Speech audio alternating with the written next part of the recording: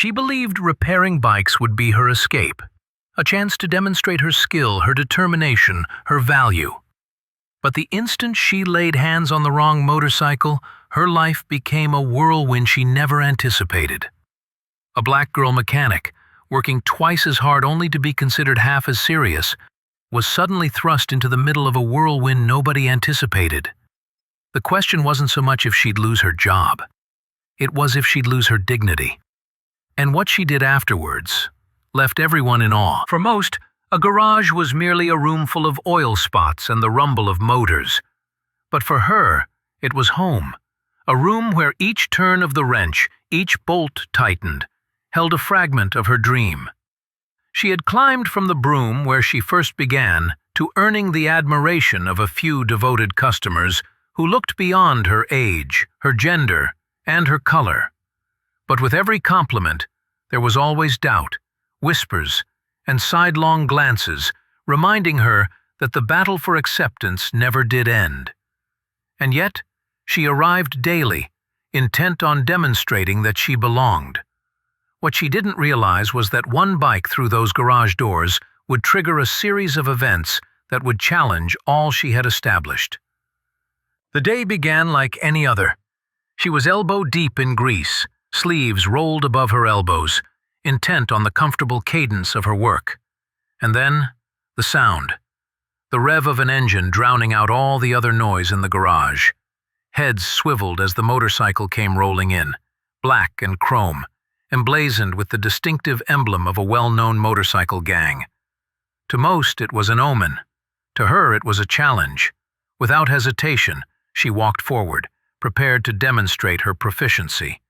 But as soon as she laid her hands on that machine, the mood changed.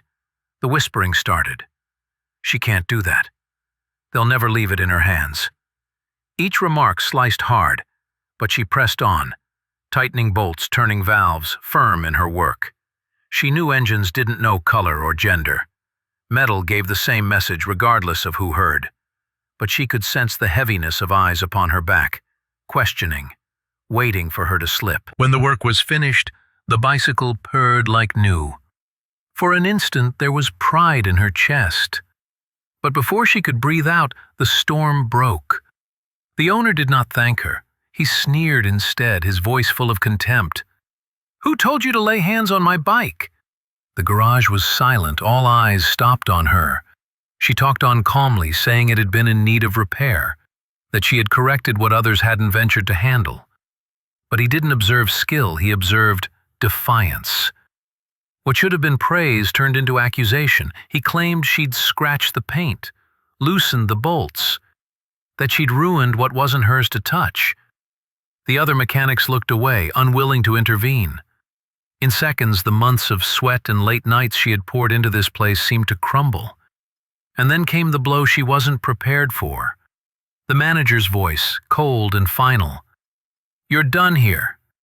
Pack up your tools." Her stomach fell. Fired. Not for being inept, not for errors, but for having the temerity to do the job better than anyone had any right to expect. She seethed with anger, but also with fear. She knew this wasn't simply about a bicycle. It was about the unwritten rules that instructed her to stay in her place. And as she left that garage, toolkit in hand, one question plagued her. Would she remain quiet or resist? Climax.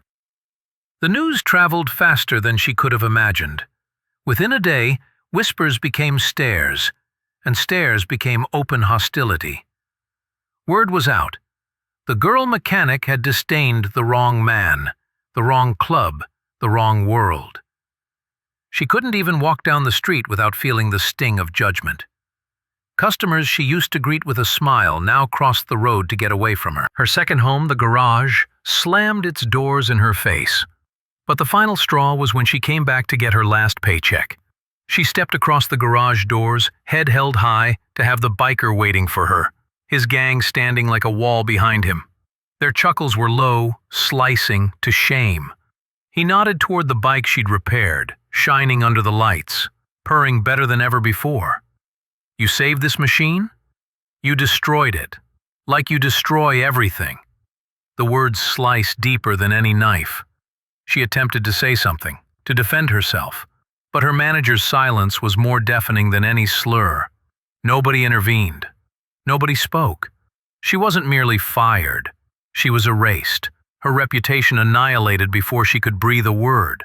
In that instant, all the effort she had put in, every late night trying to prove herself, seemed to come crashing down under the crush of their disdain.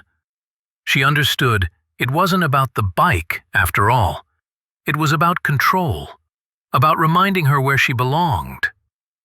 Her voice was steady, but her fingers shook. For the first time, she stood tall and looked each of them straight in the eye and didn't shrink away.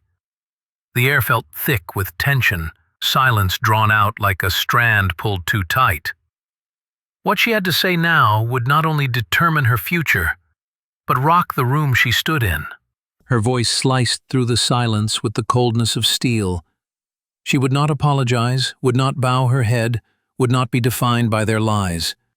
And in that second, something changed, not in them, but in her. They had stolen her job, her reputation, but not her dignity. Leaving that garage for the last time, carrying her toolbox with her, she bore with her a fire that could not be smothered. The subsequent weeks were tough. Doors shut, opportunities disappeared, but she was not about to vanish. She discovered smaller shops, solo riders who appreciated her talent more than her complexion. By degrees, word started going around, not of the fired girl, but of the mechanic who constructed bikes that zoomed smoother than other people's. What was supposed to crush her only drove her further. But the reality is, her tale isn't exclusively hers.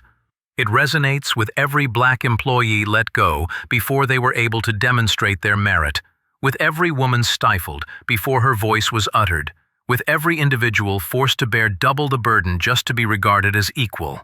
Her fight is the echo of a system that prefers to push rather than pull. And so the question remains, how many more dreams will be shattered? How many more mouths muzzled before we stop confusing prejudice with power?